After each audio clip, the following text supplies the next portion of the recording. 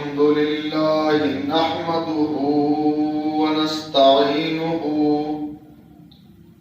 ونستغفره ونؤمن به ونتوكل عليه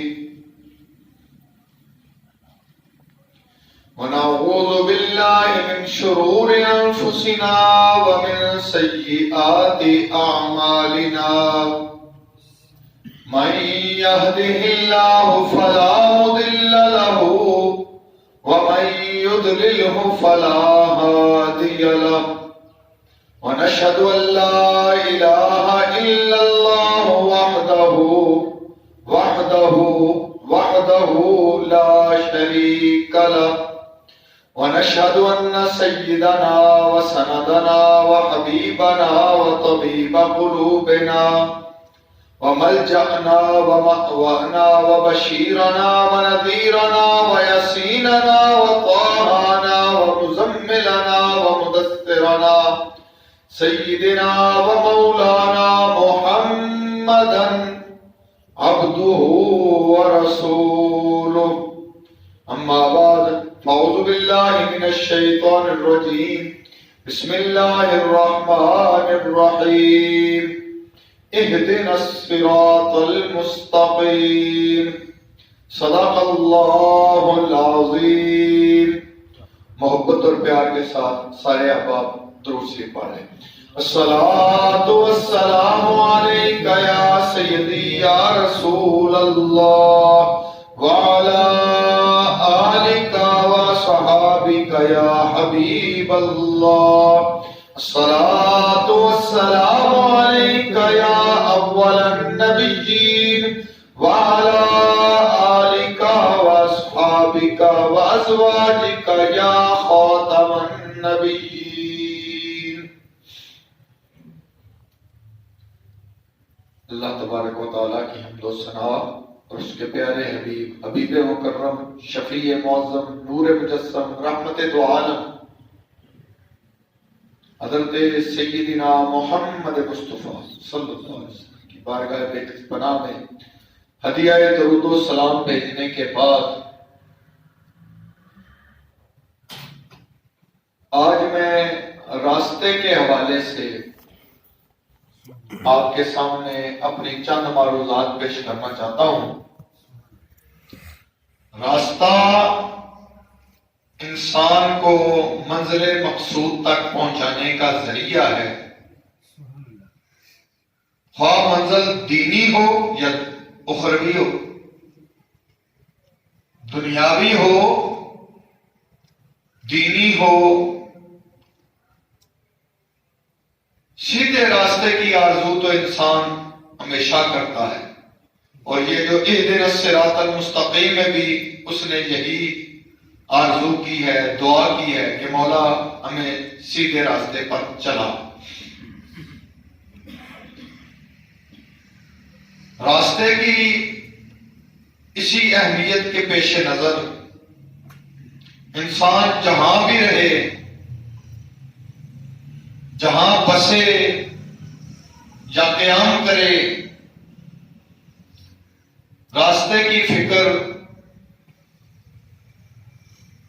اسے دامنگیر رہتی ہے. قیام چاہے مستقل ہو یا عارضی ہو، مسئلہ چاہے محل کا ہو یا جھونپڑی کا ہو، کھیت کا ہو یا کھلیان کا ہو، صنعت کا ہو یا عرفت کا ہو. پرانے زمانے میں پگڈنڈیاں تھیں، گلیاں تھیں، ان کے راستوں پر توجہ دی جاتی تھی. آج کل شاہراہوں پر ہائی ویز بن گئی ہیں، موٹر ویز بن گئی ہیں. بلکہ اگر دیکھا جائے سمندروں میں بھی، بحر و بر میں بھی یہی بات ہے. سمندروں میں کشتیاں جو چلتی ہیں، جہاز جو چلتے ہیں، بلکہ فضاؤں میں جو طیارے اڑ رہے ہیں، ان کے لیے بھی راستے ہیں.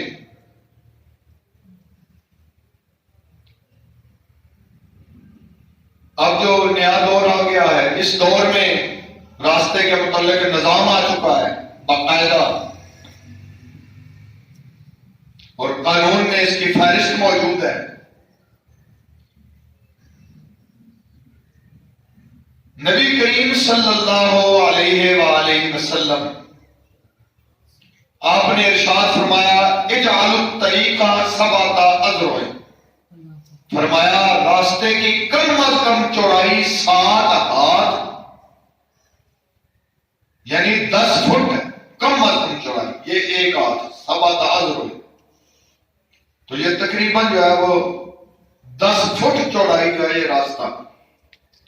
پھر بخاری اور مسلم میں نبی کریم صلی اللہ علیہ وسلم کا ارشاد گرامی موجود ہے، الایمان بضع و سبعون شعبۃ فافضلها قول لا الہ الا اللہ وادناها اماطۃ الاذى عن الطریق، فرمایا ایمان کے 70 یا اس سے زائد شعبے ہیں اور ان میں سے افضل جو شعبہ ہے وہ لا الہ الا اللہ کہنا ہے، اور اس میں جو ادنا ترین شعبہ ہے وہ ہے راستے سے تکلیف دہ چیز کو ہٹا دینا، اماطۃ الاذى عن الطریق، راستے سے تکلیف دہ چیز کو ہٹا دینا۔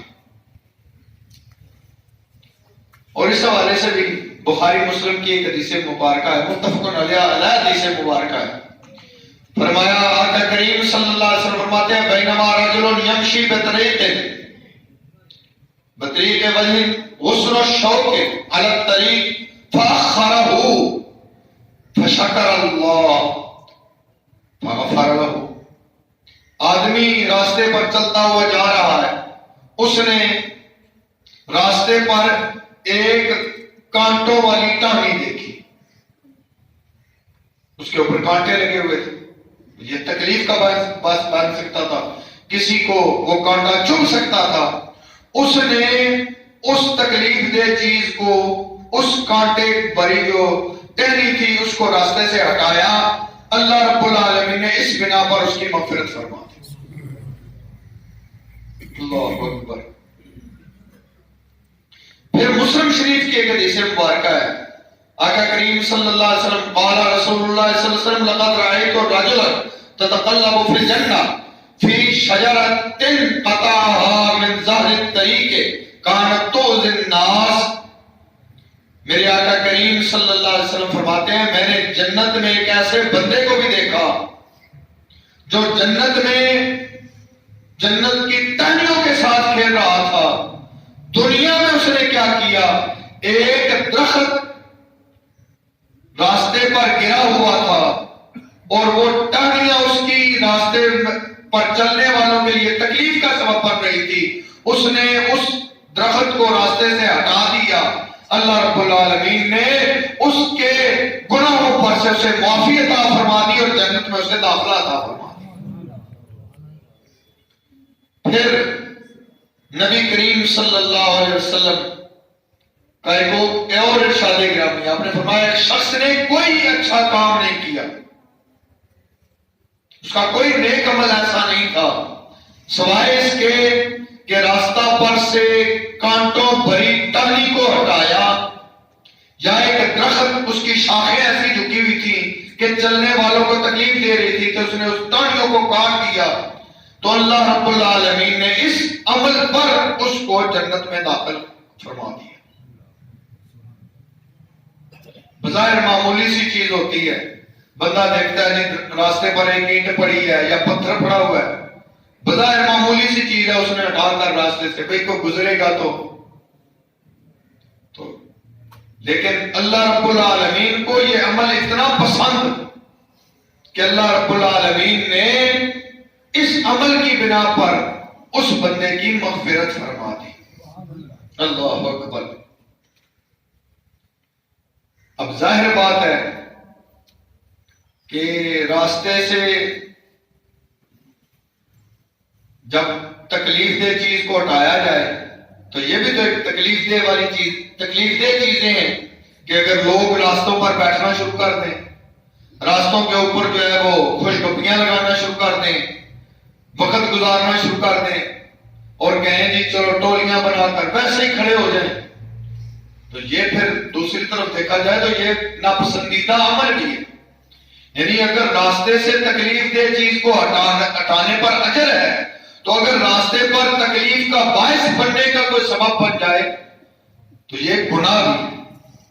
میرے آقا کریم صلی اللہ علیہ وسلم نے ارشاد فرمایا اِيَّاكُمْ وَالْجُلُوسَ عَلَى الطُّرُقَاتِ فَقَالُوا مَا لَنَا بُدَّ إِنَّمَا هِيَ مَجَالِسُنَا نَتَحَدَّثُ فِيهَا فَإِذَا أَبَيْتُمْ إِلَّا الْمَجَالِسَ فَأَعْطُوا الطَّرِيقَ حَقَّهَا قَالُوا وَمَا حَقُّ الطَّرِيقِ. صحابہ کرام رضوان اللہ تعالی علیہم اجمعین انہوں نے عرض کی آقا نے فرمایا نا جو راستوں پر اکٹھا ہونے سے راستوں پر بیٹھنے سے تم بچو اپنے آپ کو بچاؤ. تو صحابہ نے عرض کیا آقا جی ہمارے ہم وہاں پر گفتگو کرتے ہیں وہاں پر کچھ معاملات والی ہوتی ہیں آپس میں ہم گفتگو کرتے ہیں. تو فرمایا اچھا اگر ایسا تمہارے لیے ضروری ہے تو پھر یاد رکھو راستے کا حق بھی ادا کرو. تو صحابہ نے عرض کی آقا جی راستے کے حق کیا ہیں؟ اب حقوق ذہن نشین ہونے چاہیے. پہلا حق کیا ہے؟ غض البصر. فرمایا نگاہ کو جھکا کر رکھو. راستوں پر چلتے ہوئے یہ نہیں کہ جناب سامنے جو آ رہا ہے اس کو دیکھنا شروع کر دے. فرمایا نہیں نگاہیں جھکا لو وَكَفُّ الْأَذَىٰ اور تکلیف دینے سے رک جاؤ. وَرَدُّ السَّلَامِ فرمایا جو سلام کرے اسے سلام کا جواب بھی دو. پھر فرمایا وَأْمُرْ بِالْمَعْرُوفِ نیکی کا حکم دیتے رہو. اور فرمایا پھر کیا کرو؟ نَهْيٌ عَنِ الْمُنْكَرِ فرمایا منکر بری بات سے بچو. اللہ اکبر. یہ بخاری کے الفاظ ہیں اور مسلم شریف کے الفاظ میں. یہ ابو طلحہ اس کے راوی ہیں. وہ فرماتے ہیں ہم گھر کے سامنے بیٹھے ہوئے تھے اپنے گھر کے سامنے اور راستے پر بیٹھے ہوئے تھے تو حضور کا گزر ہوا تو نبی کریم صلی اللہ علیہ وسلم نے فرمایا راستے پر کیوں بیٹھے ہوئے ہو اس سے بچو. تو عرض کی آقا جی ہم کوئی حرج والی تو گفتگو نہیں کر رہے تھے ہم آپس میں باتیں کر رہے تھے تبادلہ خیال کر رہے تھے ایک دوسرے کے حالات کو جان رہے تھے سن رہے تھے.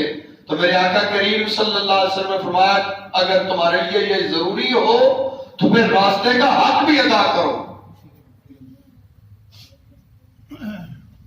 راستے کا حق بھی ادا کرو.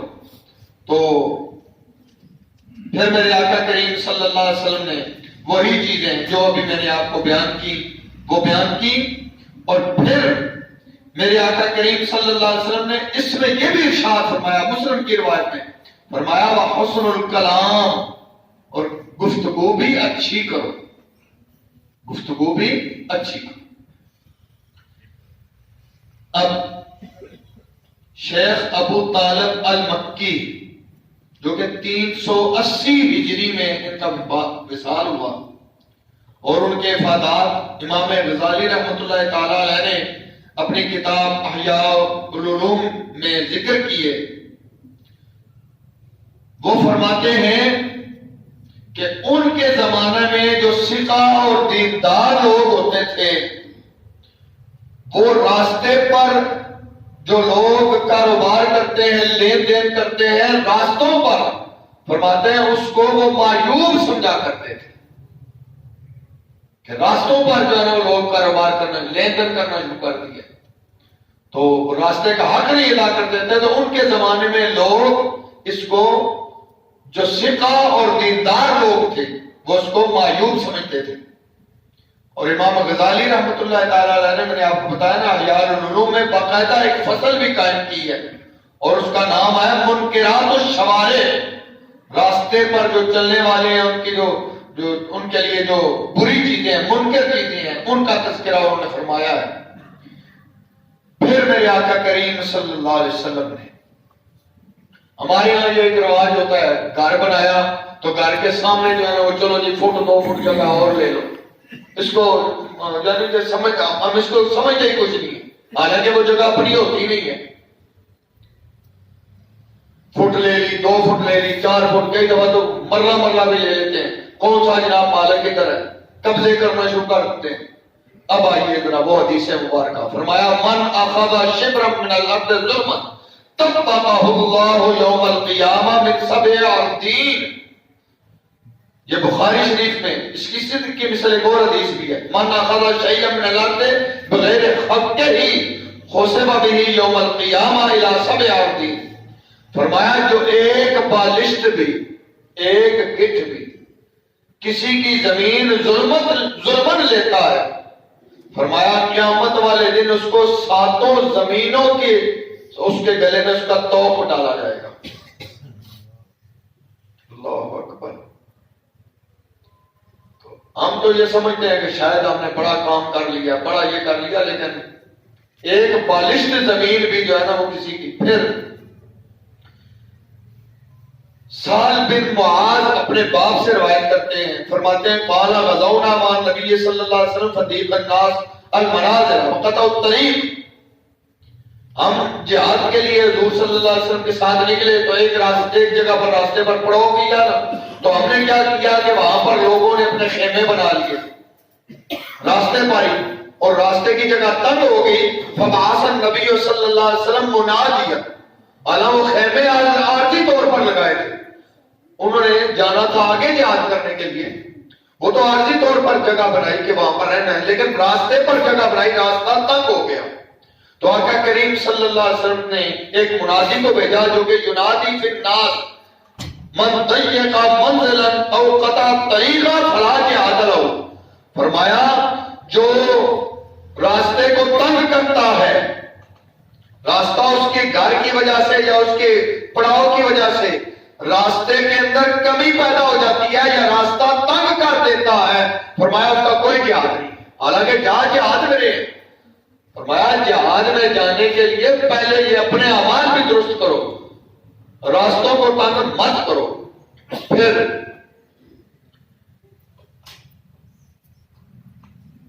بخاری شریف کی ایک حدیث ہے، نبی کریم صلی اللہ علیہ وسلم نے ارشاد فرمایا انسان کے ہر جوڑ پر صدقہ ہے، انسان کے ہر جوڑ پر صدقہ ہے، یہ تقریباً 360 جوڑ ہے، انسان ہر جوڑ پر صدقہ ہے۔ اور فرمایا راستے سے تکلیف دہ چیز کو ہٹانا بھی صدقہ ہے، راستے سے تکلیف دہ چیز کو ہٹانا بھی صدقہ ہے۔ پھر امام بخاری نے باب باندھا ہے، باب فی الآبار علی الطریق اذا لم یتعدی بہا۔ فرمایا اگر لوگوں کو تکلیف نہ ہو تو راستوں پر کنواں بنا دو، یعنی راستے سے ہٹ کر تھوڑا سا کنواں بنا دو، لیکن اس کے لیے باقاعدہ پھر کوئی جالی شالی، یعنی ایسا نہ ہو کہ کوئی بندہ گہرے میں گزرے اور راستے سے تھوڑا سے ہو تو وہ کنویں میں گر جائے، پھر اس کے لیے باقاعدہ، یعنی اگر کوئی بندہ ثواب کا کام کرنا چاہتا ہے، پانی پلانا ایک بہت بڑا ثواب کا کام ہے۔ یہ ایک حدیث مبارکہ ہے کہ قیامت والے دن جو ہے نا وہ جب جنتیوں کا فیصلہ ہو جائے گا تو جنتیوں میں سے نا ایک بندہ نکلے گا اور ایک جنتی کو بازو سے پکڑ لے گا اور اللہ رب العالمین سے عرض کرے گا مولا دنیا میں اس کے کام آیا تھا، اس سے میں نے نیکی کی تھی، میں اس کا اجر چاہتا ہوں۔ رب فرمائے گا کیا تم نے اجر کیا؟ حالانکہ رب تو سب جانتا ہے، کیا تم نے اس کے ساتھ نیکی کی؟ تو وہ کہے گا مولا یہ پیاسا تھا، میں نے اس کو پانی پلایا، میں نے وہ اس پانی پلانے کا میں اجر چاہتا ہوں۔ اللہ اکبر۔ اللہ رب العالمین جیسے رب کی شان ہے ویسے مسکرائے گا اور فرمائے گا دنیا میں تو نے اس سے تکلیف کو دور کیا، یعنی اسی کی یہ پیاسا تھا، اس کی پیاس کو تو نے دور کیا ہے، آج میں تجھ سے تکلیف کو دور کرتا ہوں، تو نے جنت میں داخلہ عطا فرما دیتا ہوں۔ اللہ اکبر، اللہ اکبر، اللہ اکبر۔ تو یہ راستے کے حقوق میں اوور ٹیکنگ بھی آ جاتی ہے، بڑی باتیں ہیں، ظاہر ہے اشارے کے خلاف اشارہ لگا ہوتا ہے، ہمیں پتہ ہے جناب کہ یہ ریڈ جو ہے نا وہ اشارہ جل رہا ہے، ہمیں نہیں چل، لیکن ہم آگے پیچھے دیکھتے ہیں کوئی پولیس والا تو نہیں کھڑا، یعنی ہمارا ڈر جو ہے وہ اشارے سے، وہ اس کی بات ہم دیکھتے ہیں تو پولیس والا اگر نہیں کھڑا ہے تو بات جانے دو، نہیں ایسی بات نہ کرو۔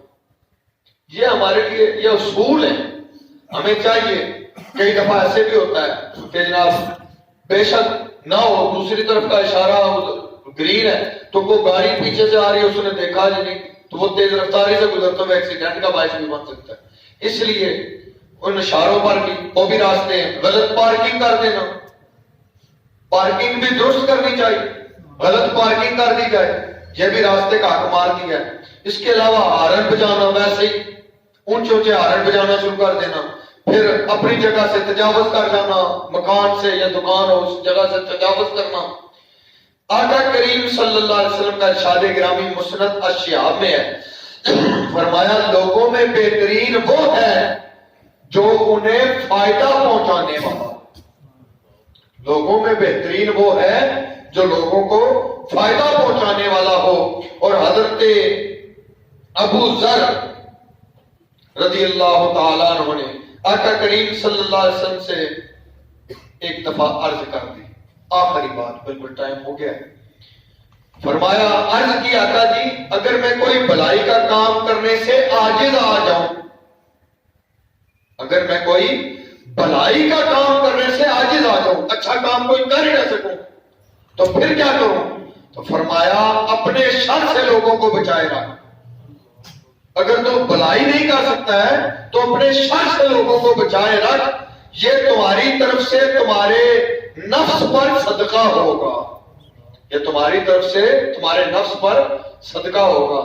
تو اللہ رب العالمین ہمیں راستے کے حقوق پہچاننے کی توفیق عطا فرمائے، اور اللہ رب العالمین دنیا میں بھی جو ہمارے معاملات ہیں ان میں بھی بہتریاں فرمائے، اور اللہ رب العالمین ہمیں اس راستے پر جو اخروی راستہ ہے، یعنی اہدنا الصراط المستقیم، جو راستہ ہمیں رب تک پہنچانے والا راستہ ہے، وہ راستہ جو اللہ رب العالمین نے فرمایا انعمت علیہم، جس پر تیرے انعام یافتہ لوگ ہیں، مولا ہمیں اس راستے پر چلا۔ اللہ رب العالمین کرم اور مہربانی فرمائے۔ وآخر دعوانا ان الحمدللہ رب العالمین۔